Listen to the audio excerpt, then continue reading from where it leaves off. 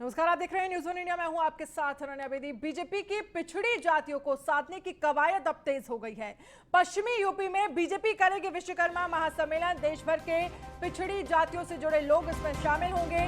17 सितंबर को दिल्ली के रामलीला मैदान में होगा महासम्मेलन में पीएम नरेंद्र मोदी करेंगे शिरकत। सांसद रामचंद्र जांगड़ा से प्रदेश अध्यक्ष स्वतंत्र देव सिंह ने मुलाकात की है। हरियाणा में पिछड़ों के बड़े चेहरे के तौर पर जाने जाते हैं रामचंद्र जांगड़ा पश्चिमी यूपी में सम्मेलन के आमंत्रण के लिए करेंगे जनसभाएं। 31 को बड़ा शामली, ननौता, सहारनपुर में जांगड़ा की होगी जनसभा। 1 अगस्त को मुजफ्फरनगर, बिजनौर, मेरठ, मोदीनगर में देंगे निमंत्रण।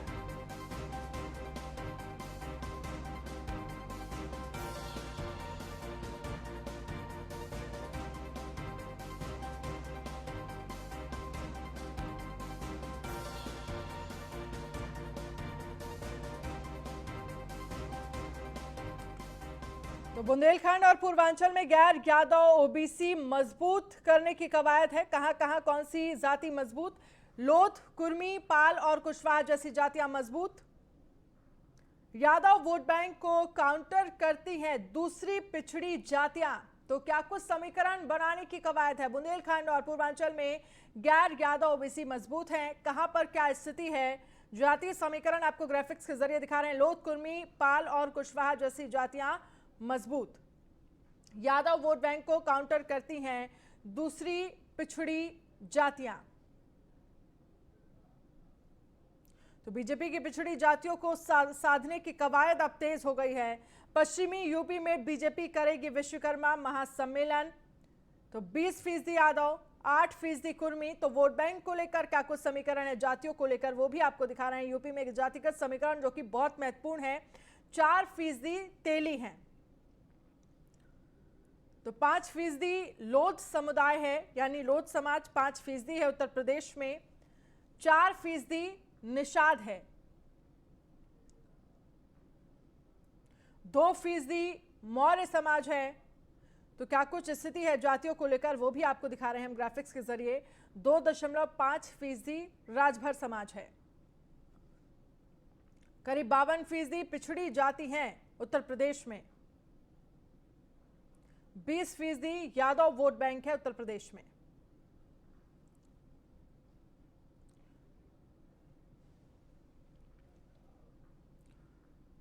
और इस पर ज्यादा जानकारी के लिए ब्रजेश श्रीवास्तव हमारे साथ लाइव जुड़ गए हैं। ब्रजेश जी, जिस तरह से देखा जाए, अगर हम जातियों की बात करें और उत्तर प्रदेश के चुनाव की बात करें, तो जातियों के बिना ये चुनाव होना संभव ही नहीं है, ये हम सब जानते हैं।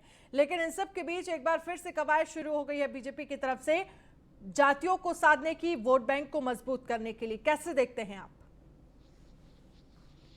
देखिए, सबसे बड़ी बात यह है कि ओबीसी एक बड़ी कम्युनिटी है और अगर आप देखें चुनाव में हार जीत का अंतर ओबीसी के वोटरों से ही होता है। हाँ। अगर बीजेपी की 2014, 2017 और 2019 आप अगर इन 3 चुनावों को आप गौर से देखिए तो ये तीनों चुनावों में बीजेपी की बड़ी कामयाबी की वजह रही जो आपका फ्लोटिंग वोट था। फ्लोटिंग वोट यानी 20 से 25% ऐसा वोट था जो अति पिछड़ा, अति दलित और अन्य को मिलाकर के बनता था। और इसी वोट ने बीजेपी को उत्तर प्रदेश में ऐतिहासिक कामयाबी दिलाई। और सबसे बड़ी बात है, विधानसभा और लोकसभा दोनों में कामयाबी मिली। अब बीजेपी उसी वोट बैंक को दोबारा साधने की कोशिश में लगी है। और समझिए, इसी पर सबकी निगाह है। समाजवादी पार्टी का पिछड़ा वर्ग सम्मेलनों के जरिए ये उसी फ्लोटिंग वोट को अपने कब्जे में करने पर लगी हुई है। कभी ये कांग्रेस का वोट हुआ करता था, कांग्रेस हाशिए पर चली गई, उसके बाद वो वोट समाजवादी पार्टी, बीएसपी और दूसरे अन्य छोटे छोटे छत्रपों में बढ़ गया। बीजेपी ने उनको लामबंद किया और उसी की बानगी थी 2014 में एक बड़ा करिश्मा हुआ। और उत्तर प्रदेश में जो है 70 में अगर देखा जाए तो बहुसंख्यक जो सीटें थी वो जीत करके बीजेपी ऐतिहासिक तरीके से लोकसभा में पहुंची। उसके बाद 2017 के विधानसभा चुनाव में भी 300 से ज्यादा सीटें दिलाने में किसी सोशल इंजीनियरिंग का ही जो है कामयाबी थी। ऐसे में इस बार माना जा रहा है कि चाहे किसान आंदोलन हो, चाहे कोविड की वजह हो, चाहे बेरोजगारी एक बड़ी वजह हो, बढ़ती महंगाई वजह, इन तमाम कारणों से जो ये ओबीसी वर्ग है ये छिटकता हुआ नजर आ रहा है। और इसी को लेकर के बीजेपी अब पूरी तरह से सेंट्रलाइज कर रही है। इसी को समाजवादी पार्टी फोकस कर रही है, इसी को बीजेपी फोकस कर रही है। जिसके पास ये 20 से 25% फ्लोटिंग वोट होगा वो दोबारा एक बार फिर 2022 के चुनाव में कामयाब होगा। तो इसी की जद्दोजहद इसीलिए बीजेपी ने विश्वकर्मा सम्मेलन के जरिए उन तमाम उपजातियों को जो पिछड़े समुदाय से ताल्लुक रखती हैं और वो तमाम जातियां जो विश्वकर्मा होते, चाहे वो फिर आपके कारपेंटर हो, चाहे वो आपके जो है लोहार हो या फिर दूसरे स्वर्णकार हो, ये सारे विश्वकर्मा समुदाय से ओबीसी की जातियां हैं जिस पर अब डोरे डालने की कोशिश हो रही है। और उसी के तहत 17 सितंबर को विश्वकर्मा महासम्मेलन का आयोजन दिल्ली के रामलीला मैदान में किया जा रहा है। और उससे पहले रामचंद्र जांगड़ा को इसकी जिम्मेदारी दी गई है उत्तर प्रदेश, खासकर पश्चिम उत्तर प्रदेश के अलग अलग इलाकों में जाकर के इस विश्वकर्मा कम्युनिटी को मोबिलाइज करना और अपने पक्ष में लामबंद करना, ताकि इसके जरिए बीजेपी 2022 के चुनाव में कामयाबी हासिल कर सके। तो ये पूरी स्ट्रेटजी का हिस्सा है। बिल्कुल ब्रजेश, ये तो समझा जा सकता है कि पिछड़ी जातियों की उत्तर प्रदेश के चुनाव में अहम भूमिका है, हम सब जानते हैं क्यों। और इसी को देखते हुए कहीं ना कहीं बीजेपी की तरफ से एक कवायद की जा रही है। पश्चिमी यूपी में बीजेपी विश्वकर्मा महासम्मेलन करेगी। 17 सितंबर को दिल्ली में यह महासम्मेलन होगा, जिसको ये कहा जा रहा है कि रामलीला मैदान में यह सम्मेलन कराया जाएगा। लेकिन इन सब के बीच चाहे हम बीजेपी ही नहीं, तमाम और भी पार्टियां यहां पर लगातार जातिगत वोट बैंक साधने की कोशिश कर रही हैं। देखिए, हर एक राजनीतिक दल इसी कोशिशों में जुटा है। आप सोचिए कि अलग अलग जगह पर समाजवादी पार्टी पिछड़ा वर्ग के सम्मेलन कर रही है, पिछड़ा वर्ग को लामबंद करने की कोशिश कर रही है, क्योंकि कभी पिछड़े वर्ग को समाजवादी पार्टी का पारंपरिक वोट माना जाता था। समाजवादी पार्टी का जो उदय हुआ वो ओबीसी और मुस्लिम कम्युनिटी को मिलाकर के ही समाजवादी पार्टी सत्ता में आई। ऐसे में अब जैसे ये वोट बैंक उससे खिसका, उस वोट बैंक के खिसकने की वजह से बहुत बड़ा नुकसान समाजवादी पार्टी को और सत्ता से बाहर हो गई। अब एक बार फिर सपा चाहती है कि वो वोट बैंक उसके साथ आए। इसके साथ जो छोटे छोटे सत्रप है, आप देखिए, चाहे वो ओम प्रकाश राजभर हो, वो राजभर कम्युनिटी की दावेदारी कर रहे हैं। संजय निषाद कम्युनिटी की दावेदारी कर रहे हैं। महान दल अपनी तरह से कर रहा है। अपना दल आप देखिए जो है सोनेलाल पटेल या पटेल बिरादरी की वो कर रहा है। तो ओवरऑल अगर इस तरह से देखा जाए तो तमाम छोटे छोटे दल इन्हीं ओबीसी वोट बैंक को अपने कब्जे में करके या उन्हें अपनी जाति के वोटों में कन्वर्ट करके उसके जरिए वो बाकायदा मोल तोड़ कर रहे हैं सरकार के साथ या फिर विपक्षी पार्टियों के साथ, उसके साथ समझौते कर रहे हैं। अखिलेश तो बार बार कह रहे हैं कि सारा बड़ी पार्टी से गठबंधन नहीं करेंगे, छोटे छोटे दलों के साथ गठबंधन करके जाएंगे। तो उन्हें मालूम है, इनकी कीमत मालूम है कि कैसे छोटी जातियों को एक करके आप एक बार फिर सत्ता में वापसी कर सकते हो। बिल्कुल, जिस इलाके में जिसका बड़ा वोट बैंक है उसको अपने साथ करना, ये एक पॉलिसी का हिस्सा है। और उसी के तहत चाहे वो बीजेपी हो या सपा हो या फिर बसपा, सभी अपने अपने तरीके से डोरे डालने पर लगे। चलिए ब्रजेश, बहुत बहुत शुक्रिया तमाम जानकारी के लिए हमसे बातचीत करने के लिए। बात करेंगे कुछ और खबरों की। कानपुर से बड़ी खबर, जहां पर आंगनबाड़ी कार्यक्रम में सीएम योगी का संबोधन। कोरोना काल में आंगनबाड़ी केंद्र आगे रहे, सीएम योगी की तरफ से कहा गया, मैंने भरोसा दिया था यूपी बेहतर काम करेगा। सीएम योगी ने कहा, कोरोना का दुनिया के पास इलाज नहीं था। आंगनबाड़ी केंद्र सामाजिक व्यवस्था की रीढ़ है। मैंने खुद जिलेवार दौरे किए हैं, हर जिले में मैंने खुद व्यवस्था देखी है। कोरोना को नियंत्रित करने में कामयाब रहे। सीएम योगी ने कहा, कोरोना से डरना नहीं है, लड़ना है। तो आंगनबाड़ी केंद्र सामाजिक व्यवस्था की रीढ़ है, ये सीएम योगी आदित्यनाथ की तरफ से कहा गया। मैंने खुद जिलेवार दौरे किए हैं, हर जिले में मैंने खुद व्यवस्था को देखा है।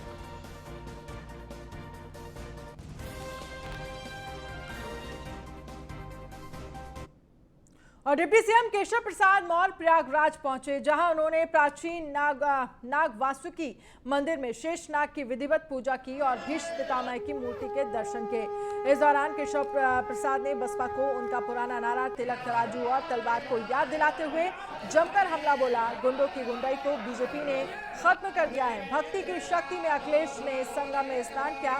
राहुल गांधी को मंदिर मंदिर भटकना पड़ा। 2019 के लोकसभा चुनाव में सारे विपक्षी एक होकर भी मोदी की विजय रथ को नहीं रोक पाए। सीधे तौर पर केशव प्रसाद मौर्य विपक्ष पर निशाना साधते हुए नजर आए।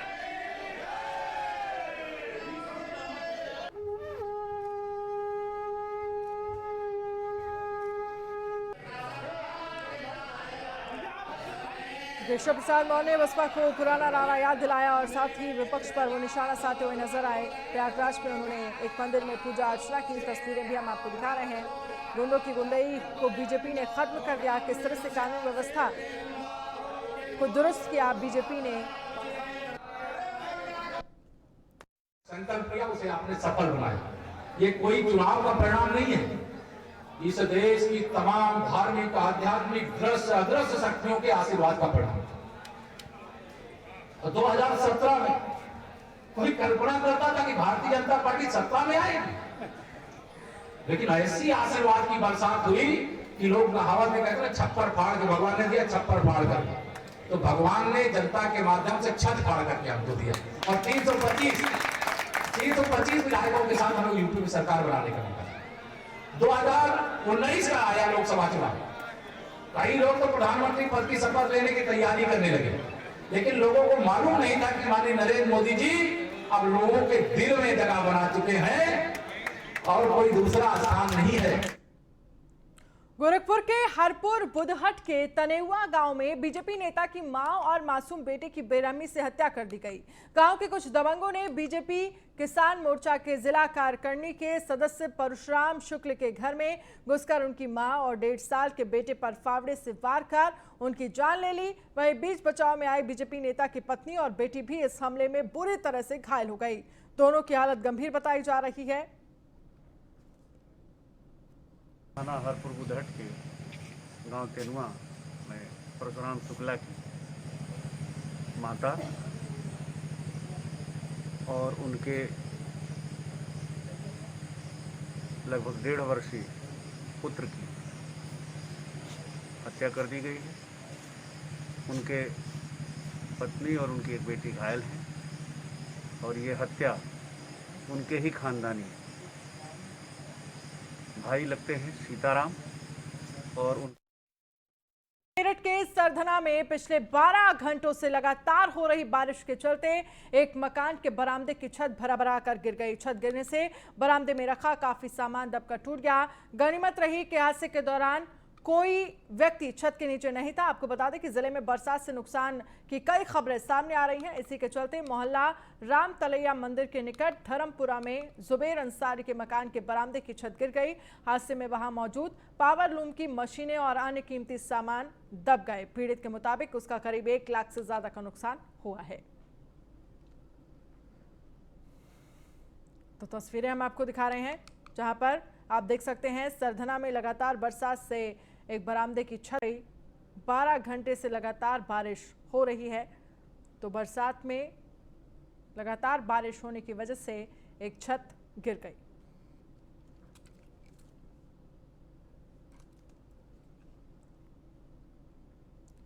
और आजमगढ़ में पुलिस को मिली बड़ी कामयाबी। जहरीली शराब फैक्ट्री का पुलिस ने भांडाफोड़ किया है।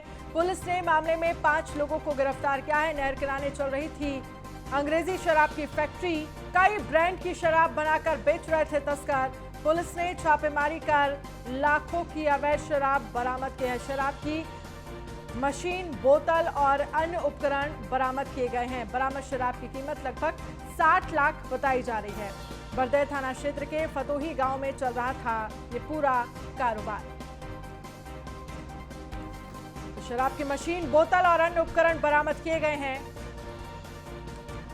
बरामद शराब की कीमत लगभग 60 लाख बताई जा रही है। तो बरदै थाना क्षेत्र के फतोही गांव में ये पूरा कारोबार चल रहा था। आजमगढ़ में पुलिस को बड़ी कामयाबी मिली है। जहरीली शराब फैक्ट्री का पुलिस ने भांडाफोड़ किया है।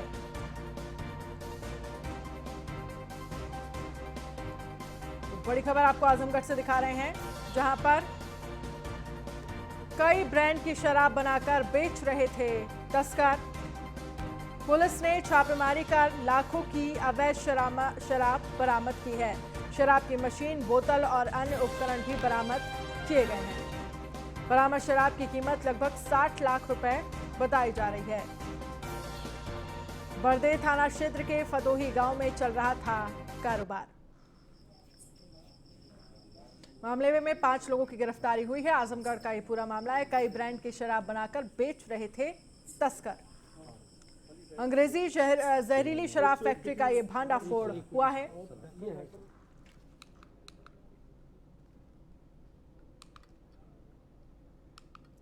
और खबर है गाजियाबाद से, जहां पर एक्शन में नजर आए एसएसपी अमित पाठक। पैदल गश्त कर लिया कानून व्यवस्था का जायजा, सराफा व्यापारियों से सुरक्षा व्यवस्था की बातचीत की।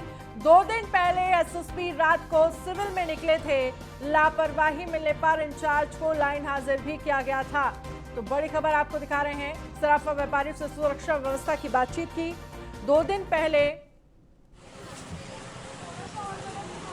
सिविल ड्रेस में भी बाहर निकले थे एसएसपी साहब, सराफा व्यापारियों से सुरक्षा व्यवस्था की बातचीत की।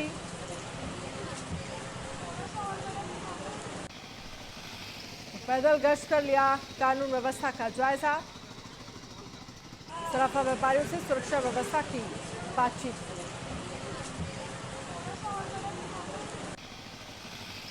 एक्शन में नजर आए एसएसपी अमित पाठक। पैदल गश्त कर लिया कानून व्यवस्था का जायजा,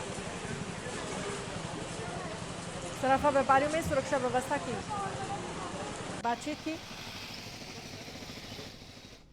और खबर है उन्नाव से, जहां पर नवाबगंज ब्लॉक के कसंडा प्राथमिक स्कूल में आंगनवाड़ी केंद्र के भवन निर्माण में बड़ा खेल सामने आया है। कार्यदायी संस्था पीडब्ल्यूडी विभाग सैकड़ों मासूमों की जान जोखिम में डालकर मानक विहीन कार्य करा रहा है। विभाग की तरफ से भवन निर्माण में, सड़क निर्माण में लगने वाली बड़ी गिट्टी का स्लैब डाला जा रहा है और तो और मानकों को ताक पर रखकर घटिया सामग्री का इस्तेमाल किया जा रहा है। बताया जा रहा है कि आंगनवाड़ी केंद्र के भवन निर्माण का कार्यदायी संस्था पीडब्ल्यूडी विभाग 8,60,000 की लागत से करा रहा है। तो मानकों को ताक पर रखकर घटिया सामग्री का इस्तेमाल किया जा रहा है। 8,60,000 की लागत से हो रहा है भवन का निर्माण।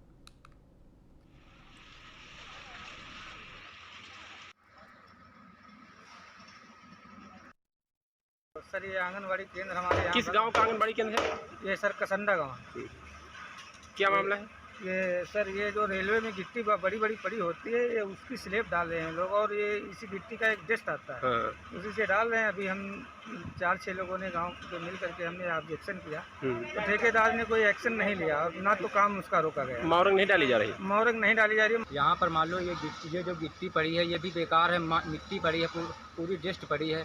अब बोलो इससे कभी ढह जाएगी। बच्चे जब किसी को कुछ हो गया तो इसका जिम्मेदार कौन होगा? कहीं शिकायत की?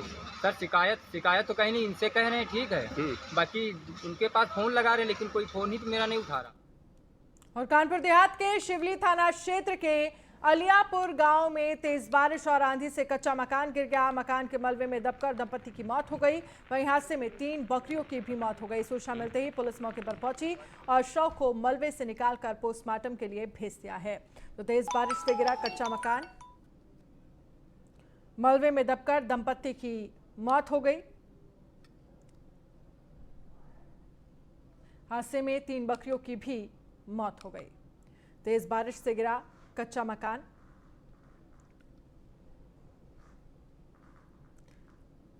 तो मलबे में दबकर दंपति की मौत हो गई। आगरा के थाना कोतवाली क्षेत्र में 4 लोगों की हत्या का खुलासा कर लिया गया। मामले में पुलिस ने मृतका के चचेरे भाई अंशुल राठौर और उसके एक साथी को गिरफ्तार किया है, जबकि एक आरोपी अभी भी फरार है। आरोपियों ने रेखा राठौर सहित 3 मासूम बच्चों को मौत के घाट उतार दिया था। आरोपियों ने नींद की दवा खिलाकर वारदात को अंजाम दिया था। पुलिस ने बदमाशों से कैंची, चाकू और 2000 कैश और चांदी बरामद की है।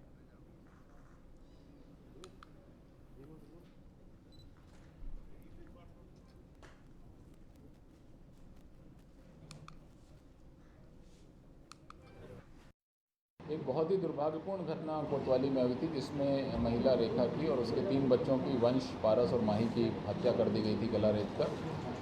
फाइनली इसमें पुलिस ने ब्रेक थ्रू हासिल किया है और एसएसपी आगरा, उनकी टीम, सीओ कोतवाली और इंस्पेक्टर कोतवाली और उनकी टीम ने बहुत ज़्यादा मेहनत की है। लगातार पिछले 3-4 दिनों से लगभग 15-20 लाइनें थी, हमारे पास ब्लाइंड केस था। सारी लाइंस में एलिमिनेशन थ्योरी के आधार पर ये लोग काम करते रहे और सीओ इंस्पेक्टर कोतवाली दोनों की मैं तारीफ़ करूंगा कि उन्होंने नॉन स्टॉप इस पे काम किया है। बीइंग लेडी उसने बहुत मेहनत की है। एक बहुत ही दुर्भाग्य और बुलंदशहर के डीएम रविंद्र कुमार ने अपने जिले को आगे बढ़ाने और वहां के युवाओं को प्रोत्साहित करने के लिए एक बड़ा ऐलान किया है। टोक्यो ओलंपिक गेम्स में मेडल लाने वाले जिले के खिलाड़ियों को बुलंदशहर जिला प्रशासन 1-1 लाख की धनराशि देगा। आपको बता दें कि डीएम रविंद्र कुमार ने बयान जारी कर कहा है कि इस वर्ष टोक्यो में आयोजित होने वाले ओलंपिक में देश के कई कोनों से युवा खिलाड़ी हिस्सा लेंगे। इसमें बुलंदशहर के 3 खिलाड़ी भी शामिल हैं। अरविंद सोलंकी रोइंग में, सतीश यादव बॉक्सिंग में, महराज खान शूटिंग में अपनी किस्मत आजमा रहे हैं। इस वर्ष टोक्यो में आयोजित होने वाले ओलंपिक में देश के कई कोने से युवा खिलाड़ी हिस्सा लेने गए हैं, जिसमें जनपद बुलंदशहर के भी 3 खिलाड़ी शामिल हैं। अरविंद सोलंकी रोइंग में, सतीश यादव बॉक्सिंग में और महराज खान शूटिंग में। मैं जिलाधिकारी बुलंदशहर समस्त जिला प्रशासन की तरफ से उन समस्त खिलाड़ियों को ढेर सारी शुभकामनाएं देता हूं और आशा करता हूं कि वो मजबूत मनोशक्ति और दृढ़ आत्मविश्वास के साथ ओलंपिक में अपना कर्तव्य दिखाएं। दिल्ली के नॉर्थ रोहिणी थाना पुलिस ने इलाके में चल रहे फर्जी कॉल सेंटर का खुलासा किया है। पुलिस ने 5 महिला समेत 7 लोगों को गिरफ्तार किया है। आरोपी तमिलनाडु के स्नैपडील ग्राहकों को महिंद्रा एक्सयूवी जीतने का झांसा देकर उनसे ठगी करते थे। पुलिस ने सेंटर से 12 मोबाइल फोन, 5 सिम, स्नैपडील के 9 स्टाम्प और 7 रजिस्टर बरामद किए हैं। हाँ पे कॉल सेंटर, तो ये सेक्टर 8 रोहिणी में ऑपरेट कर रहा था और ये लोग ज़्यादातर टारगेट करते थे तमिल लोगों को, क्योंकि जो लोग वहाँ से पकड़े गए उनमें 2 आदमी थे और 5 महिलाएं थी और उनका जो ओरिजिन था वो तमिलनाडु से था। तो ये लोगों को जहाँ से लेते थे कि आपका लॉटरी लगा है, आपको फ्री गिफ्ट मिलेगा महिंद्रा एक्सयूवी 500 का और 1% जीएसटी के तौर पे आपको 12,800 रुपये देने हैं। तो उसके बाद उनको फ्रॉड कर देते थे, पैसे ले जाके उनको कुछ मिलता। हाँ पे कॉल। और बुलेटिन में फिलहाल इतना ही। आप बने रहिए न्यूज़ 1 इंडिया के साथ। नमस्कार।